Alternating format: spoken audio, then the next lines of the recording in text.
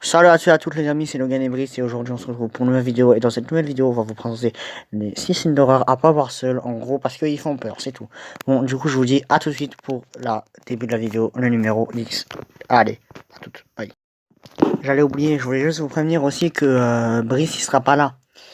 Il sera pas là mercredi, voilà, je sors la vidéo normalement soit le lundi soir, soit le mardi soir. On va faire mardi midi au pire, j'essaierai. Et Brice, il sera pas là mercredi, je ne pourrai pas tourner avec lui. Je tournerai une vidéo mercredi, mais je me rattrape là aussi parce que j'ai envie de tourner une vidéo chaque semaine avec lui. Et je tournerai une vidéo avec quelqu'un d'autre, vous verrez, c'est... Voilà. On l'appelait Pag, cette personne. On l'appelait Pag. Et bah c'est tout, je voulais juste vous prévenir de ça, c'est tout. Voilà. Du coup, bah, on passe voilà, à la vidéo. Allez, ciao. Numéro 10, The Strangers, 2008. The Strangers, ou Les Inconnus, le film tourne autour d'un jeune couple qui est terrorisé par 3 assaillants masqués qui font irruption dans leur pavillon éloigné et endommagent tous les moyens d'évasion. The Stranger a été fait avec un budget de 9 millions d'euros. Et après 2 ajournements, le film a été finalement sorti le 30 mai 2008 en Amérique du Nord.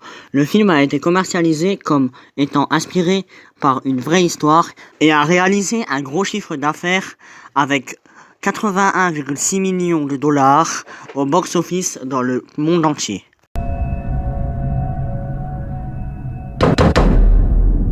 Il est 4 heures du matin. Qui est là? Tu vas mourir.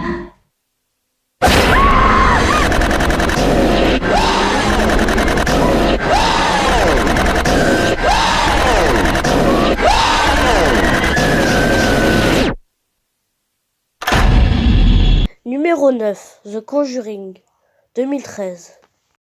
Les dossiers Warren ou La Conjuration au Québec, The Conjuring, est un film d'horreur américain réalisé par James Wan, sorti en 2013. Il s'agit du premier film de l'univers cinématographique Conjuring. Les Warren sont un célèbre couple de parapsychologues ou chasseurs de démons, composé de démologues, les Warren, Ed Warren et la médium Lorraine Warren. Très actif dans les années 1960 et 1970, le couple est intervenu dans plus de 4000 affaires touchant la parapsychologie. Mais l'un de ces dossiers a bien failli être le dernier. Au début des années 1970, les Warren sont publiquement reconnus pour leurs expertises en parapsychologie.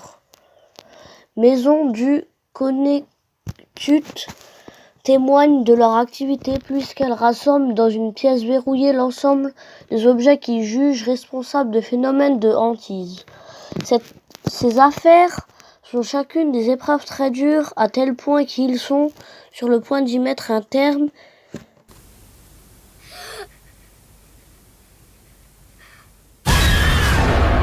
Il faut qu'on s'en aille d'ici. Ça ne vous aidera pas. Cette entité malveillante s'est accrochée à votre famille. Mon père, on n'a jamais vu des choses comme celle-ci. Je viens avec toi. Non, je ne veux pas te perdre. Numéro 8, Paranormal Activity, 2007. Paranormal Activity, ou Activité Paranormale, au Québec, est un film d'horreur américain écrit, réalisé et produit par Orion Pelli sous forme d'un documentaire. Produit par Steven Schneider et Jean Blum, le film est sorti aux États-Unis le 16 octobre 2009 et en France le 2 décembre 2009. Le film met en scène Cathy et Micah, témoins de phénomènes surnaturels dans leur maison.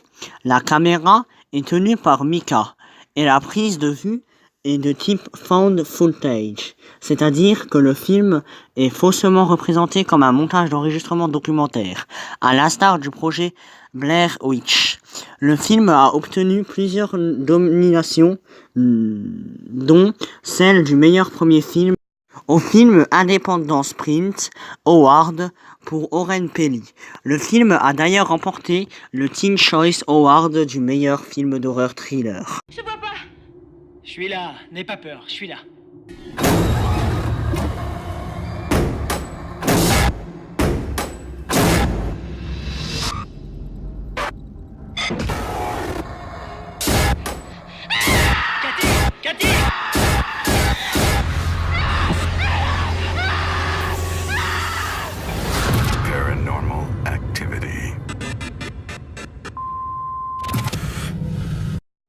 Numéro 7. Alien le 8e passager, 1979. Alien le 8e passager est un film de science-fiction et d'horreur américain, réalisé par le réalisateur britannique Ridley Scott, sorti en 1979.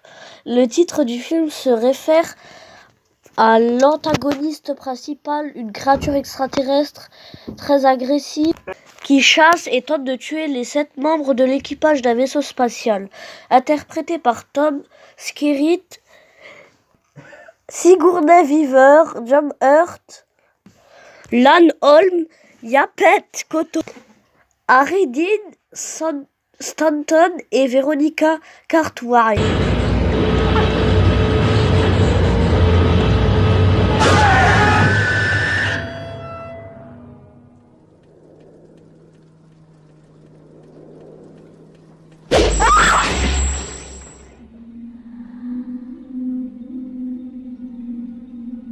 Numéro 6. Funny Games, 1997.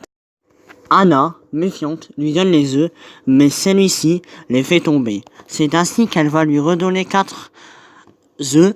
Sur ce, il fait tomber le portable d'Anna dans l'évier rempli d'eau. Ensuite, le deuxième jeune entre dans la maison. Il déclare qu'il a encore fait tomber des œufs car le chien l'a mordu et redemande à Anna des œufs. Quand George et leur fils reviennent au lac, où ils s'occupent du bateau, les deux jeunes insistent pour avoir une fois de plus des œufs. Anna quitte la pièce avec son fils, mais le père reste pour discuter avec les hommes. Rapidement, l'agressivité monte. George guillotine par les deux jeunes, mais il reçoit en retour un coup de club de la part du jeune au niveau de la cuisse. Le couple demande aux jeunes de partir, mais ceux-ci refusent. Les deux jeunes forcent Anna et les deux gorges à se soumettre à une série de jeux. Un des jeunes déclare qu'il a frappé le chien avec le club de golf. C'est ainsi qu'Anna se lance dans le jeu du froid pour trouver le chien qu'au final, elle retrouve mort dans la voiture. REC est un film d'horreur espagnol réalisé en 2007 par Paco Plaza et Jaume Balaguer. Sur le scénario de Jaume Balaguerro, Paco Plaza et Louis A. Verdejo, mettant en scène Manuela Velasco et Javier Botet. Pour l'émission télévisée Pendant que vous dormez, que fait découvrir des métiers et des activités nocturnes. La jeune journaliste Angela Vidal et son caméraman Pablo passent la nuit dans une caserne de pompiers de Barcelone. Les premières heures sont très calmes.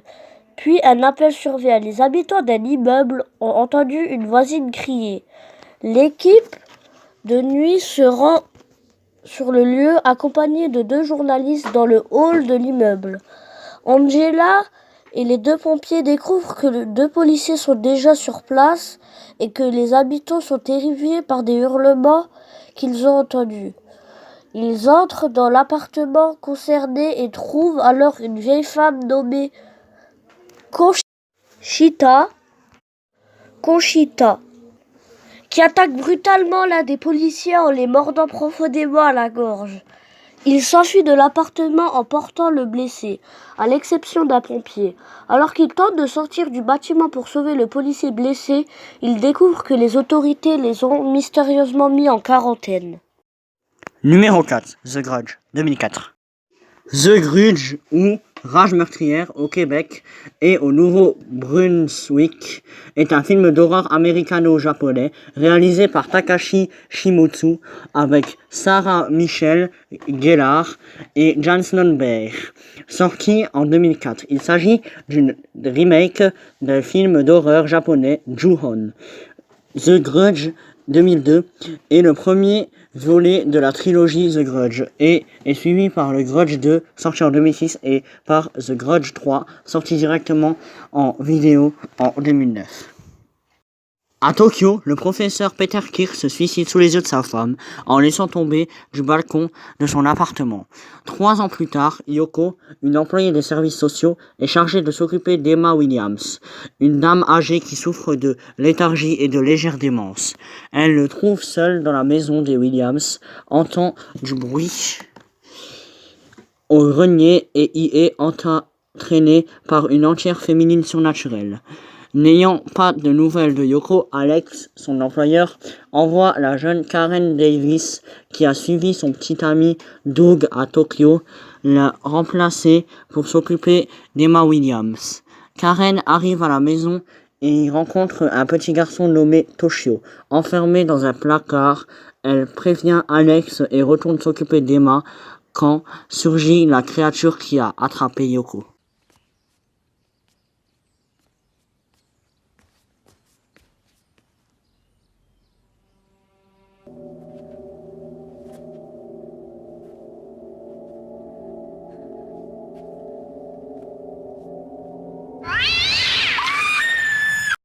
Numéro 3, The Ring, 1998.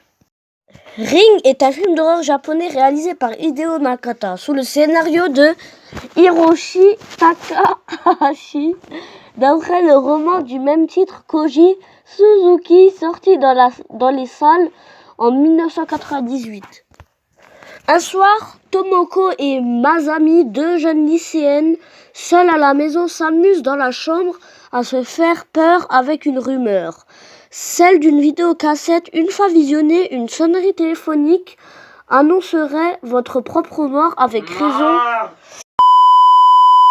Au bout de 7 jours, Tomoko l'a vue mais ne croit pas à cette rumeur. Lorsqu'une sonnerie déchire le silence, tous deux s'immobilisent de peur. Masami court vers la cuisine et décroche le téléphone. C'est la mère de Tomoko. Les deux lycéennes éclatent de rire soulagées. Tomoko étend quelque chose provenant de la télévision qui pourtant n'a jamais été allumée et qu'elle éteint avant de retourner à la cuisine. Elle étend à nouveau quelque chose derrière elle. Elle tourne la tête et hurle d'effroi. Quelques jours plus tard, Reiko Asakawa, un journaliste enquêtant sur cette malédiction vidéo, découvre que sa nièce Tomoko et 3 de ses amis sont morts mystérieusement la même nuit, le visage tordu de peur. Once you see her story, you have 7 days to live. Because she does not forget. And she does not forgive. What do you offer?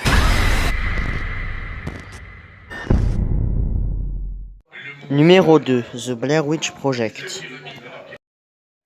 The Blair Witch Project, ou le projet Blair au Québec, est un film d'horreur indépendant américain de genre found footage, écrit et réalisé par Daniel Myrick et Eduardo Sanchez, sorti en 1999, jouant sur la tension psychologique et l'imagination du spectateur plutôt que sur les effets spéciaux coûteux. Ce film s'est inscrit dans les 20 films les plus rentables de l'histoire. Les gens du coin leur parlent de Rustin Parr, un ermite qui vivait dans les bois et qui a enlevé et assassiné 7 enfants dans les années 1940. Le lendemain, les étudiants explorent les bois au nord de Burkittsville. En chemin, ils rencontrent 2 pêcheurs dont l'un les avertit que dans les bois sont hantés.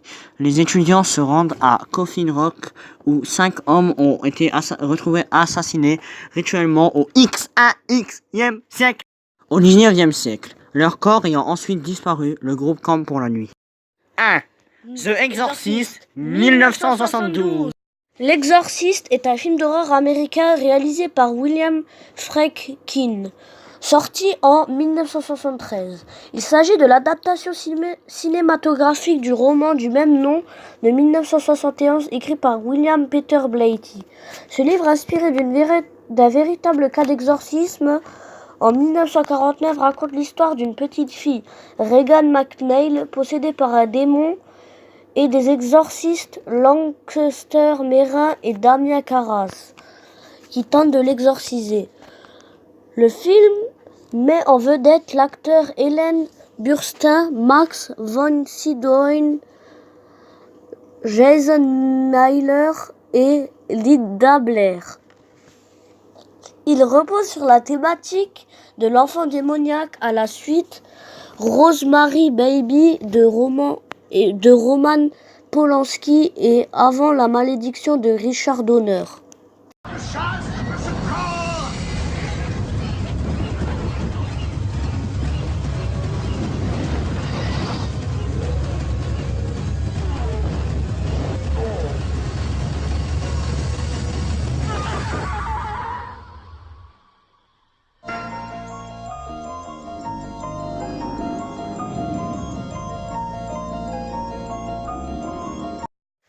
Ciao les gens, on se retrouvera pour une autre vidéo mercredi prochain. Bye. Ciao!